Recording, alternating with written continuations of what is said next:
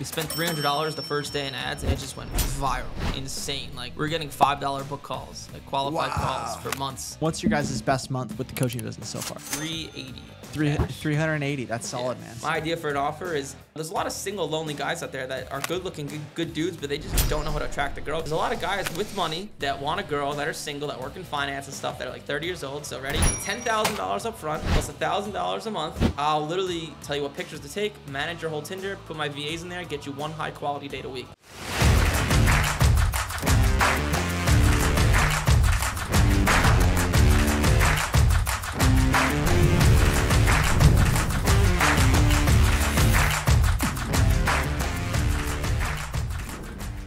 Welcome back to another episode of Bridging the Gap. I'm your host, Bridger Rogers. Today, I bring Eric Michael to the podcast. He went from a broke dropshipper just 3 years ago to generating millions of dollars, helping people build a six-figure income selling sports cards. That's cards with a D, not a Lamborghini or a Porsche. Correct. Baseball cards, football cards, hockey cards.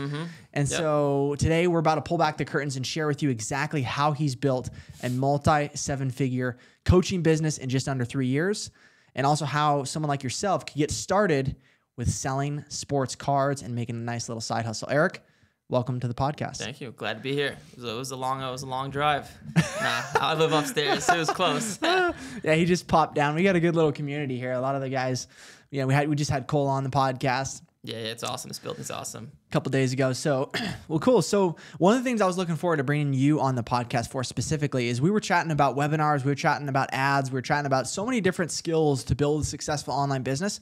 I want to really take it back to when you first started in the online space.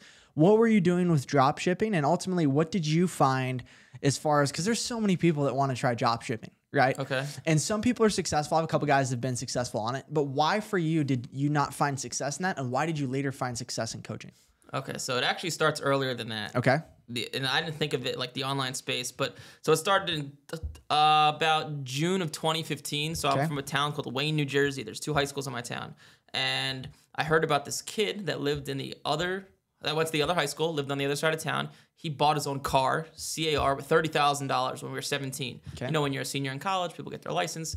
And I heard about this, and I was like, dude, how did you buy your own car? High school or college? This is high school. Okay. And he bought a brand new sport, like the most expensive Toyota Corolla there is. So it was like $30,000. And I was like, dude, what's up? Like, how do you have money? I was delivering pizza at the time. And he's like, I buy and sell sports cards. And this was 2015.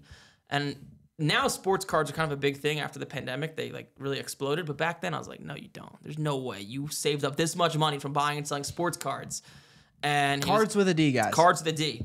And he was like, no, I do. So I was like, I'm coming over your house and you're going to show me this. So he showed me this is how to make money with sports cards. I became obsessed.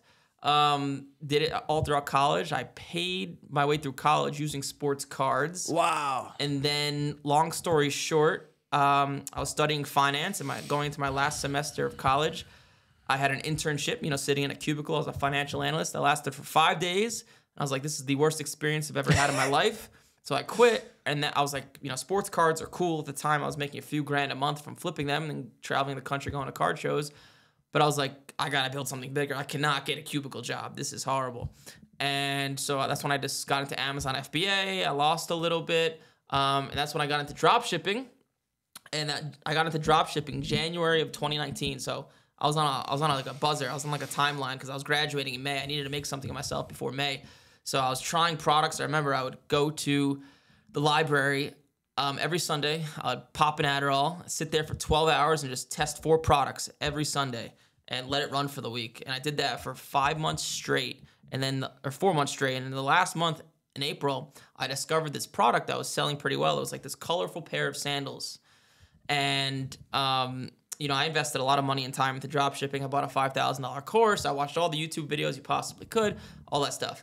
And I discovered this pair of sandals. No one was really selling it, and I was buying them for about $8 each, selling them for $44 each. It would cost me about $25 in Facebook ads to get someone to buy. So my profit margins were about 25%, and I was like, oh, this is great. So I just ramped it up from April to May. So that first month of selling those sandals, I had $60,000 in sales, and I didn't get a job out of college. I was living the life. I was partying in California. Like, this is great. I made it, yada, yada. Then when I got back from California, some returns started to come in. I was like, okay, this is weird. So I had the product actually delivered to my house. And once it got delivered to my house, I was like, ooh, this is bad. So the supplier in China was just lying about what the product looked like. It looked like one thing, but in reality, it looked like a total different thing. Long story short, got slammed with returns, lost every single dollar I had. So I saved up like 50, 60 grand from buying and selling sports cards and had zero in June of 2019. And what I did to get back on my feet is I would tell my brother, Brian, I'd be like, hey, give me $10,000. Let me go to this card show in San Francisco. I'd make myself like $1,000, $2,000. I'd give my brother like a few $100s, give him the money back plus a few $100, and I just kept doing that every single weekend because I was good at buying and selling sports cards. But that's what like propelled me into the online space. So yeah, that's my drop shipping story. Wow, that's crazy. So you started off with sports cards, and then why didn't you just stick with the sports cards if that was making you money? Well, so it was making me money. And like the best months, it would make me like 8 to 10K a month. But what happened, so you got to remember, so June of 2019 is when I had that epic failure. And then I got into the world, so I kept pushing forward, and then I started a real estate marketing agency, and I was using my sports card money to like supply my like digital marketing failures. And so kept trying things, and then I met my business partner, who was an old college roommate of mine. Turns out we had similar interests, and we started to get into these ventures. None of them would work, and we moved to Florida, to Miami, to really just get away from all our distractions and try to make something work. And Miami. No distractions. There's a lot of distractions there, but it was good for us because it was away from our friends and family. Okay. Because those are our biggest distractions. You know, would we go to the club once a week? Of course, but you know, that's only a few hours. The rest of the week was just grind and focus, and there was nothing to distract us. So I remember March 13th of 2020. I don't know, it's weird how I remember all these dates, but my buddy goes to me because the way I was paying for our Miami venture was through flipping sports cards, and he was like, you know what? I think people would pay us to learn what you know about sports cards. And I actually said to him, I'm like, that's a stupid idea. No one would ever pay for that. I didn't know about this world of like coaching and B2C and all this stuff. I had no idea. So, but we knew how to set up from my dropshipping days. I knew how to set up I knew how to use Go High Level, set up an ad, run it to a small little video, to a calendar. And we're like, let's try it. So we launched it on March 15th, which was a Friday of 2020, I believe. And we opened up the calendar on Monday. And you got to remember, this was the pandemic. So all this alternative stuff was going crazy, right? Like crypto, stocks, sports cards were going crazy. And also marketing was cheap, right? The cost per impression back then was like really cheap because like everyone was online because no one was doing anything during the pandemic. And we launched it, and we spent $300 the first day in ads, and it just went viral, like insane. Like we were getting $5 book calls, like qualified calls for months. And then, yeah, that's kind of how the journey started. Just a lot of losing money, making money, losing money, but it's brought me here. But that's kind of how we got into it. And then, yeah, that's how we got into it. That's crazy. And so you've been doing this for about 3 years, and you've generated, what's your best month so far? For flipping sports cards or Major League profits? Well, your best month was like 8 to 10K for flipping sports cards, right? Oh, no, ever. Flipping sports cards, the most I've made in a month is like probably the week of the National Card Show 2 years ago, like 80 to 90,000 in profit. In a month? Yeah. Well, one card I flipped for like a $60,000 profit, so kind of cheating. Which card was it? We'll throw it up here. It was a Justin Herbert National Treasures numbered to 99 from 2020. That card used to be worth, so I paid, no, it was a $40,000 profit. I paid 70 grand for it, and I flipped it for 110,000. This was at the National Card Show in Atlantic City, New Jersey in 2022. But that card now is worth like 40, 50 grand. It's dipped a lot because he doesn't win any games. But yeah, that's the biggest profit. And I made a bunch of other money that weekend, obviously, too. So it came out to like 80, 90. 8 or 9. That's crazy. That's awesome, dude. That's cool you found that. Because I know, like, for example, guys like Gary Vee, they're big on like flipping. Yeah. Like all kinds of shit, right? Did you get any inspiration from that, or did you just saw the guy that was rolling around the sports card? Okay, so actually the way Major League Profits started is actually a little bit more that goes into it. So Gary Vee was huge on sports cards around the pandemic. You probably remember that. Yeah. And my buddy commented, I don't have Twitter or X, so like I guess he like retweeted something or commented on one of Gary Vee's things. Like, what would you think of like joining a program that helps you with sports cards? My buddy just made that simple comment, and he got like 10 replies saying like, oh, is there one? Where could I go? Where could I sign up? And that's how he got the inspiration to tell me, yo, we should start this program teaching what you know. And that's how it actually started. So the original inspiration came from Gary Vee. I remember when we were first starting Major League Profits, I went up to him. He was at a sports card show, and a bunch of cameras around him, and people going up to him asking him for advice. You know how Gary Vee is. And I said to him, I was like, hey, like, I'm thinking about starting a coaching program, teaching people how to make money with sports cards. And I'll never forget this. He stopped and looked at me dead in the eye, and he said, that's a great fucking idea, kid. And that really, like, motivated me. I was like, okay, if he thinks this is a good idea, it must be a good idea. And then the best ad we've ever ran was actually right after he told me that. I took a picture with him, and we used that as an ad, and that ad went crazy. Wow. Yeah, that was back in 2020. Leveraging other people's status. Yep. OPS. Yes. Yes. That's fire. So why do you think that ad went viral? Do you think it was because of the Gary Vee or because of some of the creative you put behind it, or both? Gary Vee. He was just talking about sports cards a lot in every podcast. Was it a video or a still? It was just a picture. It's just a photo. And what was the? Do you remember what the copy was on that? The copy was extremely basic. I didn't know anything about copy back then, and I wrote it. It was just like, hey, like, I've always been a proponent of being very realistic in my marketing. So, like, hey, do you want to make like a realistic side income buying and selling sports cards? I've been doing it since 2015. I've helped X amount of people. Click the link below. Watch the free training. If you think it makes sense for you, schedule a call after. Something very simple. We've tested a few different copies with it, but the ad is what. Every time we launched that ad with any type of copy, it just went crazy. Wow. But yeah, we ran that for like a year. That's fire, dude. Okay.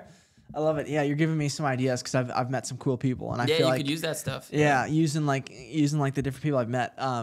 So let's say someone's watching this right now and they're in the similar spot as you. They either are in a dead end job, they're depressed as shit, and they want to get out of that situation.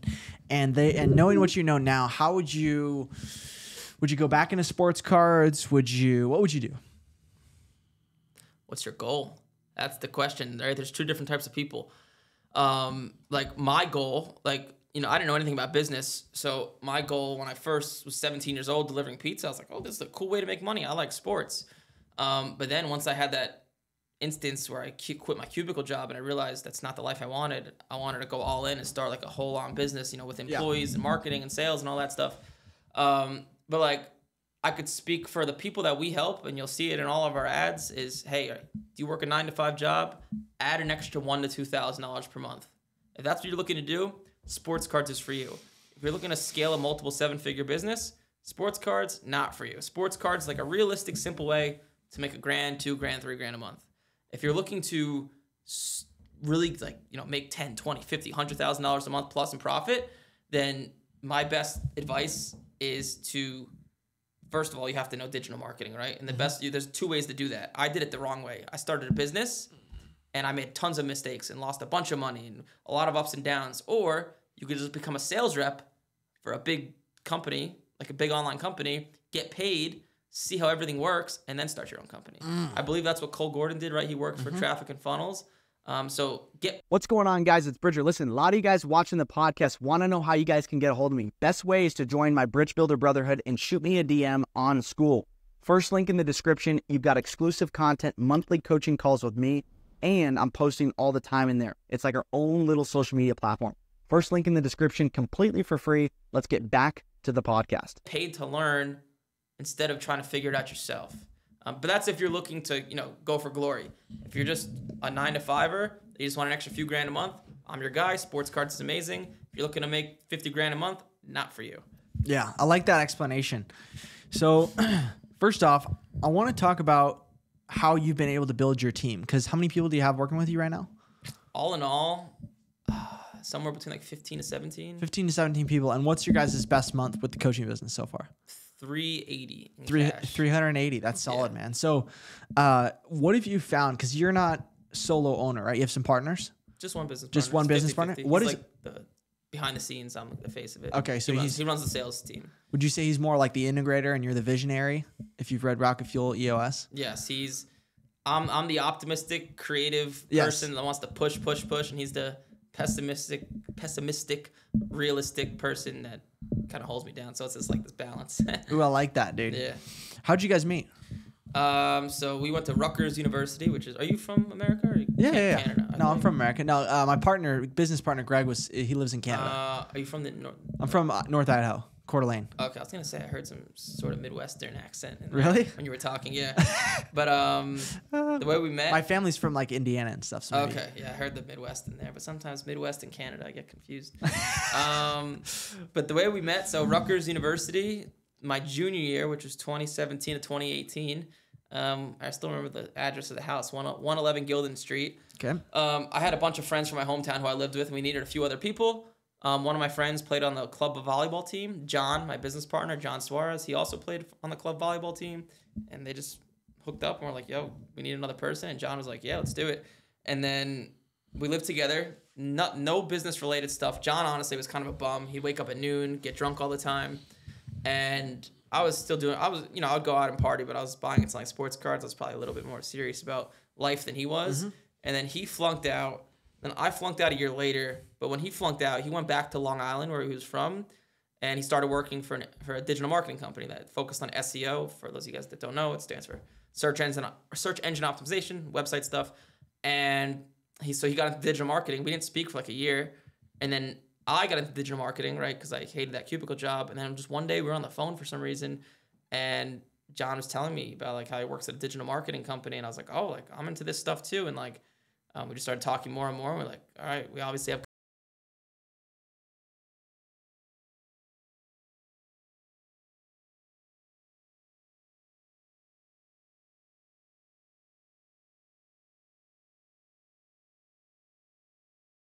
Yeah, two peas in a pod. Yeah, we have all the similar, even though we have opposite personalities, like all the same interests. Both love sports, to go out, do all sorts of fun things.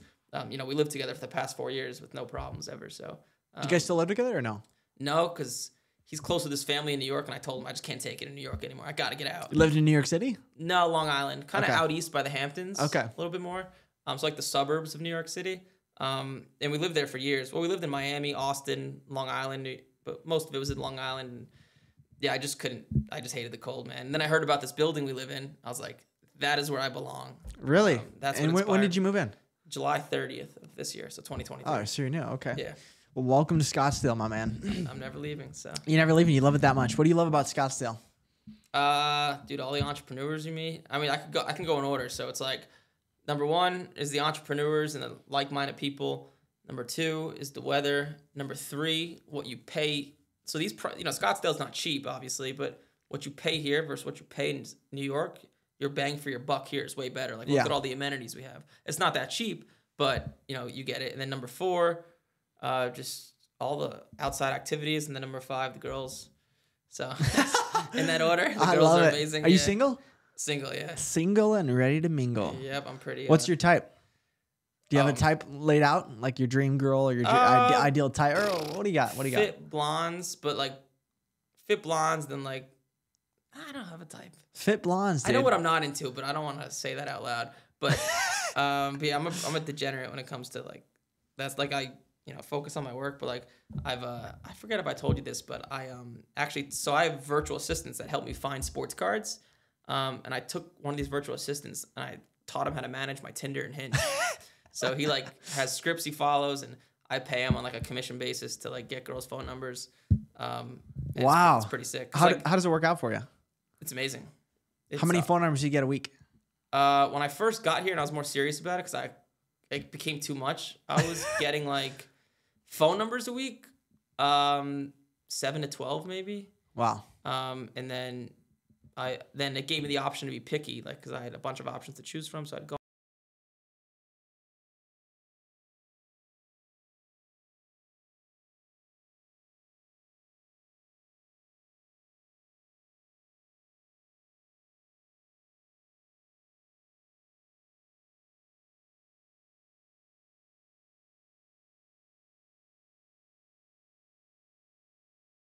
Get me my matches, and then when I want to download the app on Friday or Saturday, I could, and choose from the playing field. Bro, that's epic. You want to hear something crazy? Do it. Go. You and I are two peas in a pod. I did the same thing. Oh, did you? I did it back in 2021. I actually you're ahead of me. I built an agency, and I helped like 5 or 6 of my boys like I went nuts. I created 3 accounts. I created 3 Tinder accounts, and I was crazy. Bro, and I would rotate them every couple weeks based on the matches I was getting. And so I decided for my 21st birthday, I was going to go gallivant around Europe, and I lined up 2 to 3 dates in over 6 different countries and dated Swedish women. Yeah, that's the way to do it. Spanish women, like You put your, like, that's what I did before moving to Scottsdale. I put my location here. So I had like 5 or 6 girls lined up that I could hang out with.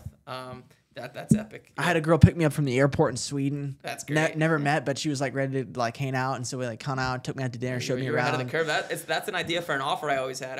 But I just don't want to get distracted. But my idea for an offer is to target like guy. You know, there's a lot of single, lonely guys out there that are good looking, good dudes, but they just don't know how to attract a girl. Because attracting a girl, dude, you know, it's a game. Work. It's a game. You got to know what you're doing. You need that confidence. So like, there's a lot of guys with money that want a girl, that are single, that work in finance and stuff, that are like 30 years old. So ready, $10,000 up front. Yep. Plus $1,000 a month, and I'll literally tell you what pictures to take, manage your whole Tinder, put my VAs in there, get you 1 high quality date a week. And the goal is that hopefully they stop paying you, unless they just want to fuck around. But if, you know, you can get them into a serious relationship. And you know, people watching this who are like, you know, your average 9 to 5 person might think $10,000, that's insane.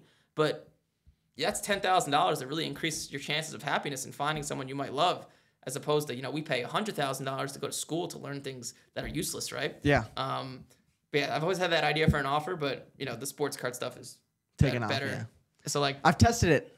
Oh, you have? Yeah, I actually did 12,000. So I did 12,000 and gave them 90 days and was going to charge them month after month. It worked, dude. I got great results from my clients. I actually had a come to Jesus moment. Funny enough, I was at Funnel Hacking Live. Garrett J. White comes on. He starts speaking how he was like chasing women, chasing money, like unfulfilled. And I grew up Christian. So, okay. So for me, I felt like I was kind of starting to be a 2-timer. Well, let me ask you this. Yeah. People, when you say the word Tinder and Hinge, the immediate thought is people think, oh, you just want to have sex with girls. Yeah. But what if you switched your mind and you're like, I'm helping guys get closer to actually, because like, well, that was the idea. I was doing that. I wasn't just helping guys hook up, but then there were some guys who obviously abused the system and just wanted to hook up. And so my soul was like, man, I feel bad, dude.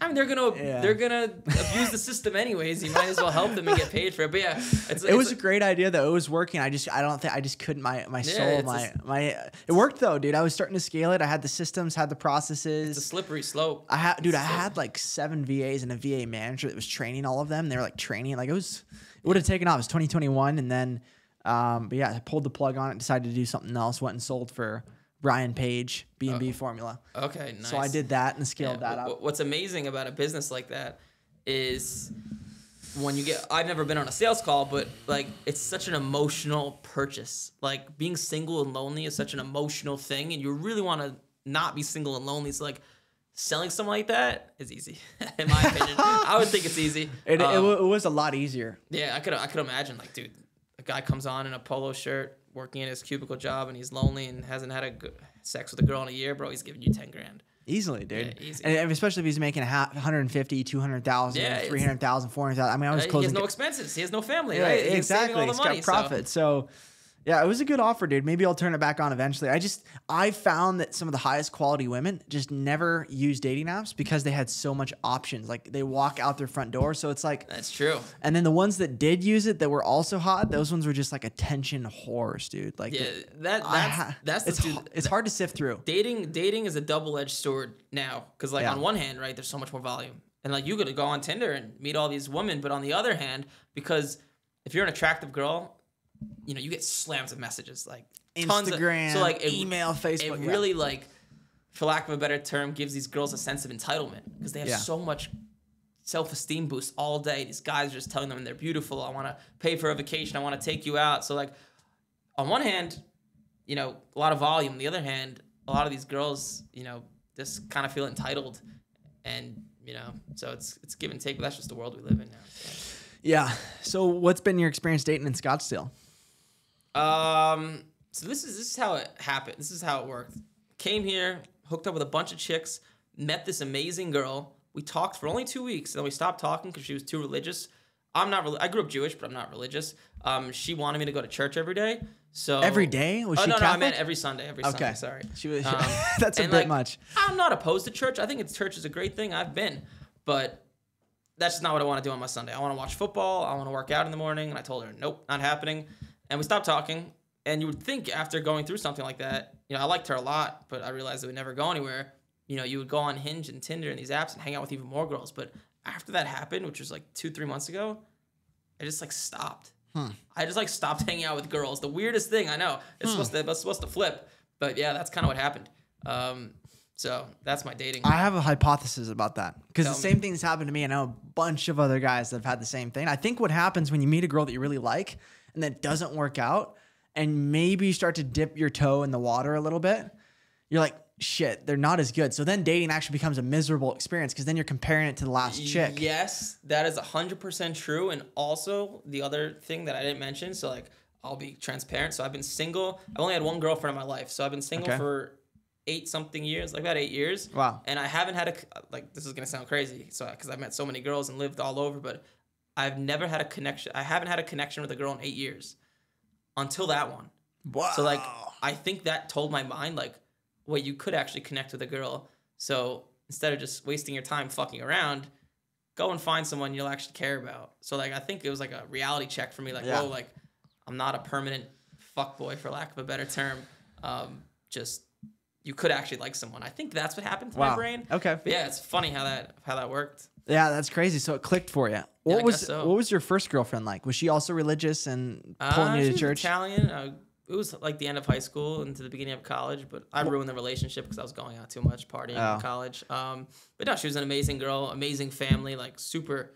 Like, was she religious Christian though? No, she grew up Jewish, but not religious like me. It was just a coincidence that we were both Jewish. Okay.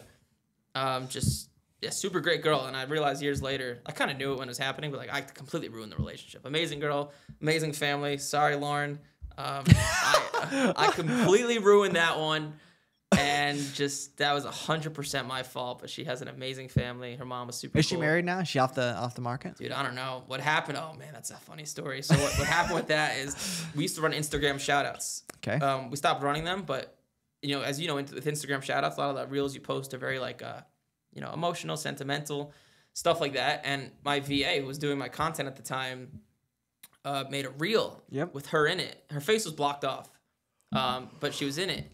And like, I think her sister saw it maybe and commented, or she did, and then her sister commented like these nasty things at me. And then my VA messaged me, was like, who is this person? I was like, that is the person in the reel. So then I think my VA blocked them. But this is like a year ago when I used to live in Texas. Savage. Sorry, Lauren. My apologies. Texas, where all my exes live. Yeah, but that reel was the best reel I ever had. I think it did a few 100,000. So which is why I didn't want to delete it. Because like if it got like 10,000 views or 5,000 views, I would have just deleted it. But I had like 150 or like 200. So I was like, I don't want to delete it, man. That's crazy, I'd rather man. just block you. Oh, that's savage, dude. So you met this girl, you have a connection. Dude, do you think there's a coincidence that she was Christian or had like any sort of like religious, like do you think that spark that she maybe had with God, is there any there's definitely connection? A correlation because she had a great moral compass, and that moral compass probably comes from going to church, right? So yeah, I think there's a girls that go to church more are probably more wholesome people. Yeah. Right? There's probably a correlation. So yeah, there's definitely a correlation. Yeah. I love it. Totally. So you don't like going to church Sunday? Well, I'm Jewish.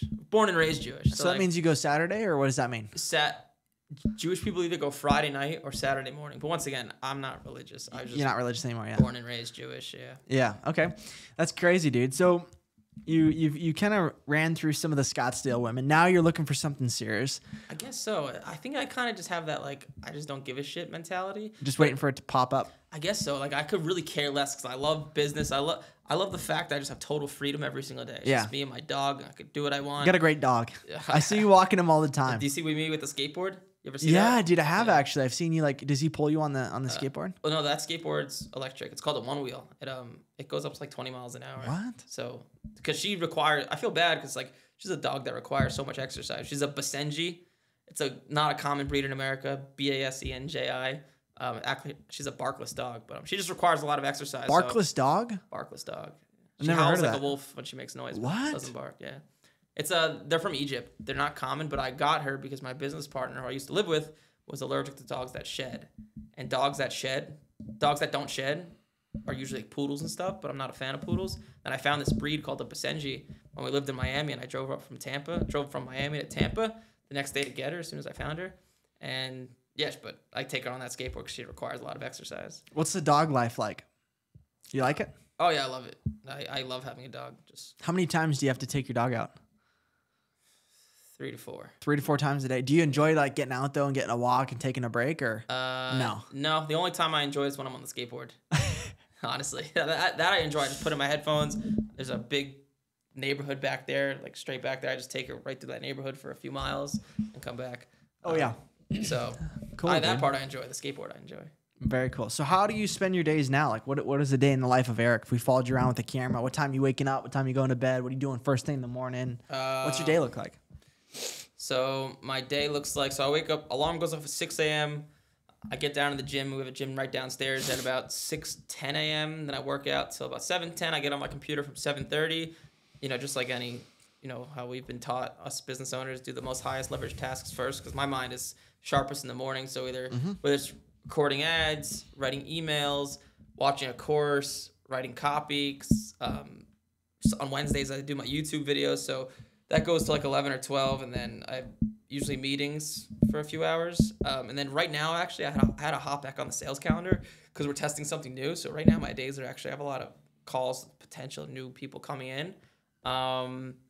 But after that, so usually I'm not on sales calls. We have a sales team. And then after I'm with the meetings, I take my dog out, come back, tackle whatever I was doing in the morning, finish it up. I usually go downstairs on my laptop for that. Then I finish up at around 4 or 5. And I work out again, usually something to do with cardio. Either I do Pilates or tennis or basketball or something like that. And then I usually watch sports at night and go on my laptop and, you know, just whatever questions need to be answered in Slack, or just tackle whatever I need to do before the next day just to get ahead. I love it, dude. So what are your big goals in 2024? What are you looking to accomplish? We've made some huge strides with Major League Profits, like in terms of fulfillment. Like our fulfillment got like 10 times better in the last month. So like just scale the crap out of that. And at the same time, you know, I've made it a lot easier and a lot more attainable for these people to make money with sports cards. So just help more people, scale the business. So I love that. That's really the goal.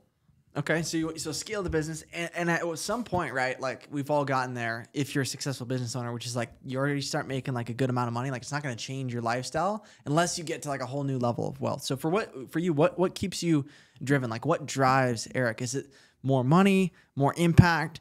Like is it just you love the game of business? Like what is your driving factor to keep going after you've already, you know, you're making hundreds of thousands a month? Yeah, I tell people this all the time because they ask me that question. You know. Even when I first started, like I was never the type, you know, we live in this nice building, of course, but you know, a Lamborghini, this and that, will I buy it one day? Will I not? I don't know. I don't really care. Like as long as I have enough to pay for rent and go to Chipotle, my life's fulfilled and exercise. So I love the game. I just love learning. I love getting better. I love to help people in business. And then I just love to help people make money with sports cards, right? Like doing testimonials with clients who joined your program a few months ago and now have made, you know, a few $1,000s extra. Sure, that's not a lot of money to maybe me and you, but to someone working a 9 to 5 and getting a stable paycheck, it's life-changing. Not only does it change, not only does it give them more money to their bank account, it gave them a new whole way of thinking in life. Like, oh, I could actually control my own income and make money myself. And maybe like sports cards did for me, it could lead them into bigger ventures like it did for me. So that's probably the most fulfilling thing and why I push so hard. I mean, also I'm 26, so I have a lot of energy too. Yeah, I just love learning, love the competition, and, you know, love helping people with the same thing that helped me get to where I am, if that makes sense. Yeah, it's the thing that kept you from going under, dude, right? Like every time it's like some people it's sales, some people it's another skill. For me, it's sales. Anytime that I've gotten into a tough spot, I'm like, oh, got to go make some more sales. Yeah, exactly. Right? For you, it's like, I got to go sell more sports cars. Yep. But it's really sales though, isn't it?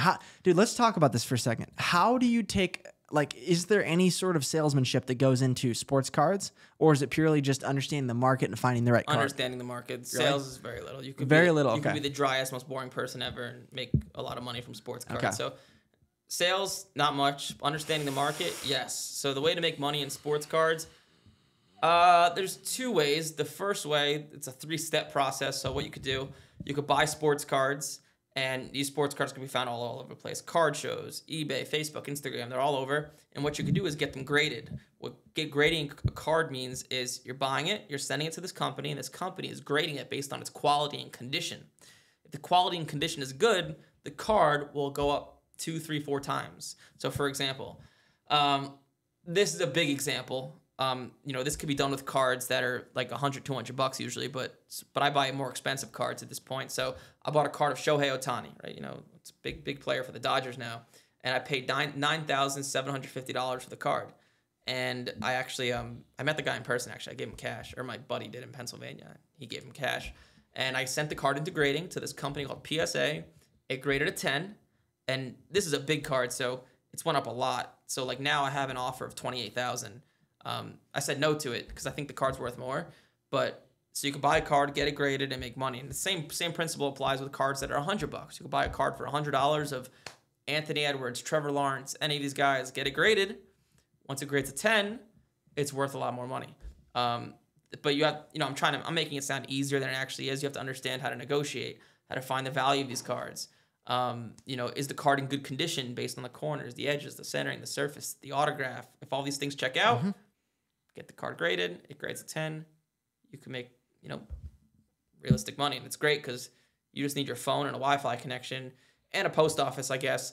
But, you don't need sales skills or marketing skills, no affiliate marketing, no drop shipping, no websites, no conversions, no ads, no meetings, none of that stuff. It's just you're flipping sports cards. It's very realistic and attainable.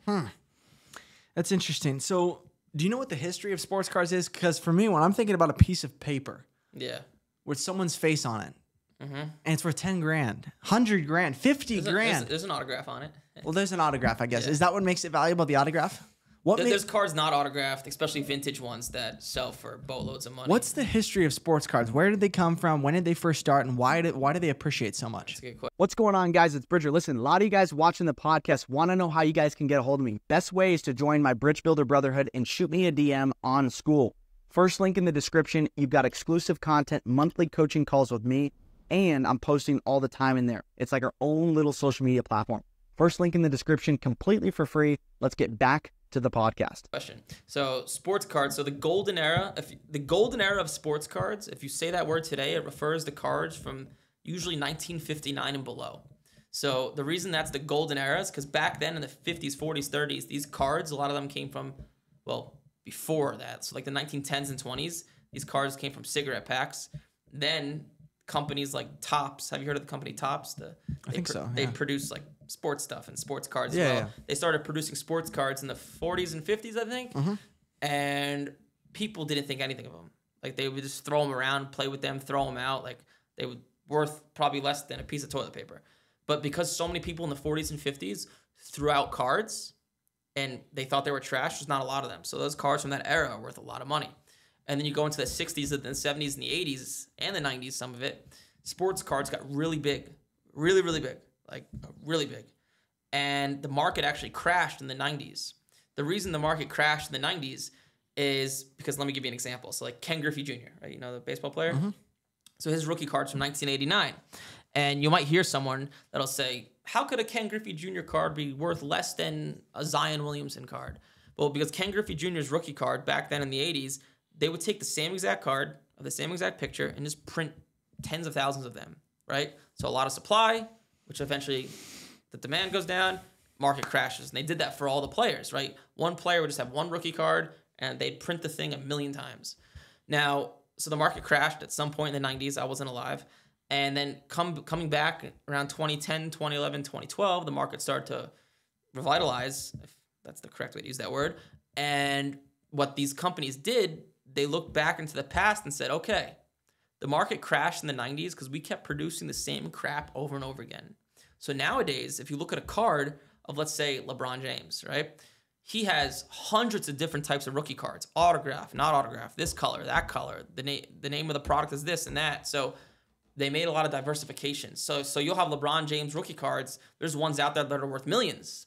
There's ones out there that are worth $100. So they made tons of different variants, for lack of a better term. So they started doing that in the 2010s. And then 2020 hit, the pandemic. The market just went crazy. The craziest thing I've ever seen. I knew it wasn't going to last, but just to give you an example, like in 2019, a LeBron James, what's called a Topps Chrome 2003, graded a 10 as rookie card. That's like his most famous rookie card, was worth about $2,000 in 2019. If you fast forward a year, it's like December of 2020, that same card was 30 grand. And then obviously what goes up must come down. So the market started to crash after the pandemic. But now that LeBron James rookie card that was $2,000 before the pandemic, that card now is worth like $5,000. So it's corrected itself, but like the market is still like doubled since before the pandemic, if that makes sense. But that's kind of the short history of sports cards. So if you have any cards from the 40s and 50s in your grandpa's closet or basement, it could be worth a lot of money. So I'll take a look. I love that. Well, thanks for sharing that. That's very interesting to me, the history of sports cards. I had no idea. I remember when I was a kid, I had some sports cards. I got a little chest and put a bunch of cards in there. They probably weren't worth anything. There might have been a couple that were worth a lot. But that's interesting that there's so many different ways to make money. Like, what else have you found? Have you found any other ways to make money that you're like, are you big in investing or crypto or what do you do besides invest in your business? Or is that your main? That's all I do. That's all you do. How much money have you invested in yourself and in your business as far as coaching, mentorship, programs, courses? Coaching and mentorship and courses. If I had to ballpark it, somewhere between $150,000 and $200,000. Wow, in that range. $150,000 to $200,000. Wow, yeah, it's incredible. What do you feel like was the best personal development investment you've ever made? When you're referring to business when you say personal development? Yeah. Well, yeah. Anything that grew your business. Like, what was the best investment you've made? Like a course or a program or mentorship that resulted in you being like, dude, this right here caused this. Like, wow, that's a great question. Well, Cole Gordon's program is obviously great. What Cole Gordon taught me, so if you want to be nerdy about digital marketing for a second, is he taught me you have to respect every lead. So you could actually, when these leads opt in, you could outbound them and call them and get them on sales calls, which helped a lot. But the biggest needle mover was not a course. It was actually self-inflicted, I guess, was discovering what a webinar was. Changed my life. And I guess Cole Gordon, Cole Gordon's this big guy in digital marketing. You can look him up. We got a podcast actually together. Hit the link right here if you want to watch it. It's a great podcast. Goes in depth on building skills, skill stacking. Yeah, so that guy Cole changed my life.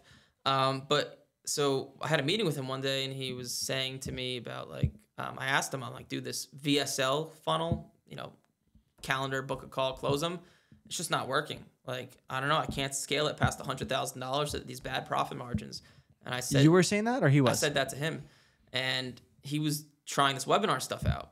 And I asked him, should I try a webinar? And he's like, nope, that's a stupid idea. Don't do it. The VSL funnel works, but I didn't listen to him. I wrote the webinar, and through a lot of ups and downs, within the past few weeks, we cracked it, discovered how to scale the shit out of it, and changed my life. Discovering what a webinar was and writing it back in January of 2023, and doing something that in marketing is called an upsell funnel. That for our business changed everything. Everything changed. That's why I live here today. Because of a webinar. Because of the webinar funnel. Everything. It changed my life in every single It changed your way. Wow, that's crazy. So what's the upsell funnel for the people that don't know what that is? So what an upsell funnel is and why it works for our business. So a lot of you guys watching this podcast probably don't know anything about sports cards, and you guys are probably thinking to yourself, who is this crazy person? Is he even telling the truth? And that's what a lot of people think who see our ads. Like, sports cards, that was a thing back then. Like, can you still make money? And what would happen is getting someone with that mindset and getting them on a high-ticket sales call and trying them to close them on a program for $6,000, $7,000, $8,000, even though the program's great and can help them make a lot of money, it was just hard. There was just this friction. That's just couldn't overcome with these these nasty payment plans will come out of it, and just it wasn't good.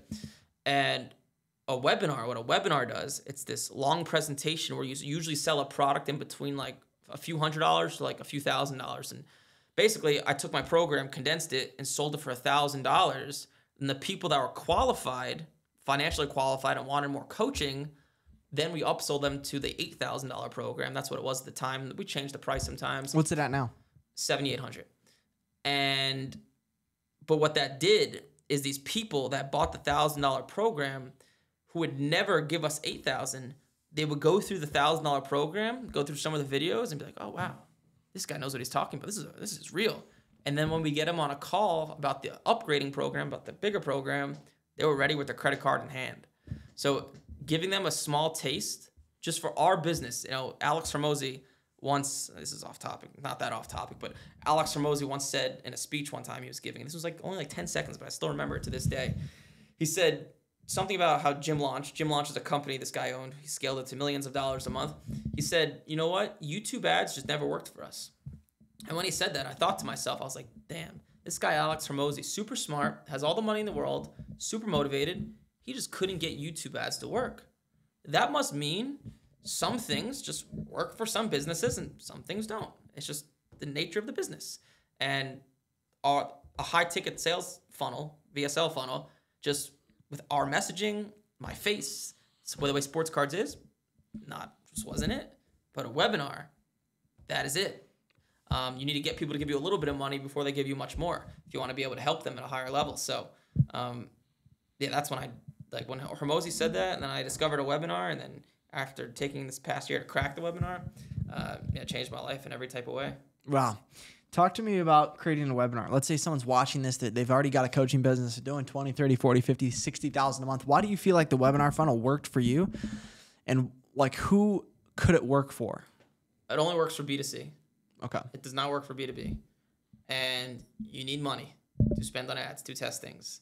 And so people watching this are more 9-to-5ers? They're probably a mix of 9 to 5 in college and maybe starting to do the online stuff. They're kind of like where you were. They're trying drop shipping, they're failing. Okay. Or they're crushing as a sales rep and they want to eventually jump and do their own thing. Got so it. 18 to 25-year-olds. Okay. So if you were first starting an online business, do not write a webinar. Do not, unless you have experience.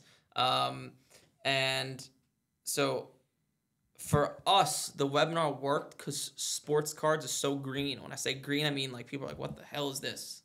But most offers, you don't need that for. If you're like YouTube automation or Amazon or stocks, people are familiar with this stuff. So you could just run a funnel to a calendar and sell them. It's much simpler. Once you start running a webinar, the actual goal of running a webinar, which is a 2-hour-long presentation where you sell about a $1,000 product, like I mentioned before, the goal of a webinar is to eventually automate it. So what you want to do when you run a webinar is go live maybe once or twice a week. I did it for about 5 or 6 months. Understand how to sell on a webinar, what people are saying, what kind of objections to overcome. So you can put that in the webinar. Once you perfect it, which that's hard enough, it's easier to do it live, but you can't do that forever. It'll drive you crazy. Trust me, I'm burnt out from it. I believe you. And yeah, it'll drive you nuts. You want to automate it. And automating a webinar is just a whole beast. Just everything that goes, it's not only the webinar, it's everything that surrounds the webinar. The marketing needs to be dialed in. The landing page, everything, only about 20 to 30% of people show up to a webinar. What do you do with the 80% of other people? Do you send them to a replay sequence? Do you have setters outbound them? When you outbound them, do you sell them low ticket? Do you sell them high ticket? Do you just sell them on the phone? All these things need to be tested, and we tested viciously for months and, lost hundreds of thousands of dollars before ever discovering what worked for us. But, it's a brutal game, webinar, to crack. So don't get into it if you're newer. I would only do it if you've been doing this digital marketing stuff for a year with some sort of success. It will run you broke, it will run you crazy, and it will take you months to write the webinar. So you're saying, let's say somebody's making, what would you say? You were making about $100,000 a month when you did your webinar? Revenue. Yeah. Okay. Or not revenue, but cash, and then cash. Our profit margins were 20%. It's pretty low, huh? 20%. Yeah, VSL wasn't good for us. Wow, a lot of ad cost. A lot of payment plans. We had a lot of fixed expenses. We probably had too many employees. Probably had too many, a guy to write emails, a guy to run our ads. Too many things that I needed to learn myself and do myself. That now we do much more than that, and I do those things myself. What do you do now in your business? What do you spend your time moving the needle on? The biggest needle mover is ad creatives. Discover that is the biggest needle mover. Were you outsourcing that at the time? Not the creatives, but running in the ads manager, yes. But now since we run a webinar, so the way you need to think about a webinar is it's an asset that's going to convert. And this webinar is going to convert, let's say, 8% of people that watch it, right? That's what our webinar does about. So the game eventually becomes, how can I get more people to see that webinar? That's the game. And in order to do that, you need better ads. Better ads equal lower CPM, better click-through rate, more people opt in. So that's the game. And that's the highest leverage activity. Yeah. I could do. So I spent a lot of my time not only making the ads, because making the ads doesn't take so long. It's researching and seeing what ads have worked in the past, what ads haven't, what people are saying in the sales calls. That's the highest leverage activity I do. And also writing emails is a pretty high leverage activity too as well, actually, believe it or not. But if you were going to go 0 to 100K and stay very profitable, knowing what you know now, what would you do? Not start a sports card program because it's too unique of an offer where it takes too much creativity to run the marketing. You're asking me like if I had to start an offer? Yeah. I mean, obviously it's dependent on what your skill set is for every individual. If I had to do it again, I mean, sports cards. For me personally, sports cards. I know it in the back of my. It's your story. It's your story. Yeah. Yeah. So you'd pick something that's oriented around your story. Yeah. Something that you've transformed, passionate about. Yeah. If you have no skills, which people are probably asking themselves, like, shit, I don't know how to teach anything. Like, I don't know anything. Pick something you're passionate about and read every single book you could. Books have been huge for me. You probably have no skills, and I was fortunate. I was buying and selling sports cards for years where I had that skill. But if you have no skills, you have passion, right? And the smartest people in the world at whatever thing you're passionate about have written books on it. So like if it's dating and you don't know anything about dating, but you'd love to help people get more girls, read every freaking book you could, dude. There's tons of books out there from dating experts from, the end of time. Or if it's like speaking, just like How to Win Friends and Influence People by Dale Carnegie, right? Super famous book. Read every book you could, get good at it yourself, and then go along and teach it. But if you just put in like 3 to 6 months of work of just reading and taking notes and practicing the thing you're passionate about, just by reading books, you don't even need to pay anyone. You can get good at that one thing and then write a program on it and help people. The secret isn't books, because the smartest people in the world have written books, right? All right, so as we wrap up, is there anything else that you want to share with the audience about yourself before we kind of wrap up the podcast? About myself? No, I think I shared everything. Just, I guess the biggest thing I would take away from this podcast is I'm a true believer that controlling your own, like people say that, this is going to sound wrong, but people say that money doesn't buy happiness, but the truth is it does. It does. As long as your relationships are healthy in your life, I could tell you money does buy happiness. Like money afforded me to live out here around other entrepreneurs, which has given me more happiness. So like the sad reality of it is, as long as your relationships are intact, money buys you happiness. I'm just going to say it how it is. So with that said, like the biggest thing I think I said, just so you guys could get as much, value from this as possible earlier, if you're looking to make a side income on top of your 9-to-5, sports cards is a great thing. If you're looking for bigger and better things, that whole sales rep thing, where becoming a sales rep for one of these companies, learning the ins and outs, and starting your own business, especially for you guys who are in your low 20s, that is the way to do it. You see these guys that, make all this money, but you didn't see what they did to put in. Like Cole Gordon, makes a lot of money, but he was a sales rep for a company for years before ever starting his own thing. Well, that's kind of true. But, yeah, like get paid to learn and then go out and start your own business. Don't be a fool like me and start your own thing and make every mistake you possibly could and possibly go belly up multiple times. You won't be able to sleep at night. You'll drive yourself crazy. But yeah, that's the biggest piece of advice. But if you're in your 20s, which means you're probably looking to start something big, I would not get into sports cards, because I help like 30, 40-year-olds who have a 9-to-5. I would literally become a sales rep or a media buyer for a company that is involved in digital marketing, get paid, learn their shit, start your own thing. Genius. That's what it's the best thing you've said all podcast. Yeah. And that's what I'm really passionate about as well, is helping guys get started with that. And we actually have a free community. It's funny you say that. We have a free community teaching people how to get started in high ticket sales and also get better. A lot of people are in sales, but they suck. Yeah. Like they suck. If you're listening to this right now and you're not making at least 10, 20, 30, 40, $50,000 a month, you suck. Like the money's out there. You just need to get better. Hit the link, the first link in the description to join my free sales brotherhood. And then where can people find more of you? You could just go to my Instagram, Eric Michael MLP. But like I said, if you're in your 20s, I would not get into sports cards. There's bigger and better opportunities out there for you, like what he said with high ticket sales. And he did not pay me to say that, by the way. That is the honest truth. Like, become a sales rep for a year, 2 years, understand the system and how digital marketing works, because you will. Yeah. You'll understand what a CRM is, how to set an appointment, how calendars work, all that stuff. And then go start your own thing. You'll be able to sell whatever the hell you want. Do that, and you'll get paid to start a business. And that's the best thing you could possibly do that I did not do. I love that. Well, Eric, thanks for coming on the podcast. Yeah, dude, thank you. Guys, I'm Bridger Rogers. This is Bridging the Gap, and make sure you share this podcast with someone that you feel like would get a lot of value from this. Like maybe something resonated with you, or you're just talking to your buddy about something, starting a side hustle, or figuring out what to do next. Share this with them. Make sure you're subscribed so you don't miss another episode. Until next time, guys, keep bridging the gap. All right, congratulations. If you made it to the end of the video, you're a 1%er. So do me a favor, do a couple things for me. Number one, share this with someone that you feel like will get tremendous value from this video. And then number two, we've got content that'll help you level up and bridge the gap in multiple areas of life. Your belief systems, your mindset, your body, your business, your brotherhood, your babe. So all you got to do is hit the link right here to watch my most recent video on how to bridge the gap with your belief system, with your body, with your business, with your brotherhood, and help you find a babe. See you guys in the next video.